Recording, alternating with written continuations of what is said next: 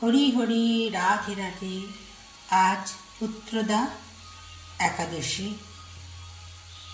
সকালে গোপালকে মিল্কের সাথে মিছরি দিয়ে নিবেদন করেছিলাম, আমি সেটা শর্ট ভিডিওতে দিয়েছি। তারপর আবার পরে মিল্ক দিয়েছিলাম, সন্ধ্যেতে ফল বাতাসা দিয়েছিলাম।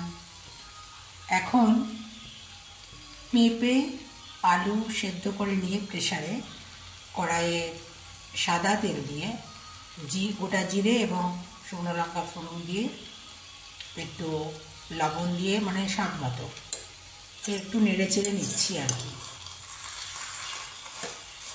আজকে একাদশীতে পেঁপে আলু এগুলো খাওয়া চলবে, রবি শস্য নয় আর কি। হরি হরি রাধে রাধে। ভালো থাকবেন বন্ধুরা।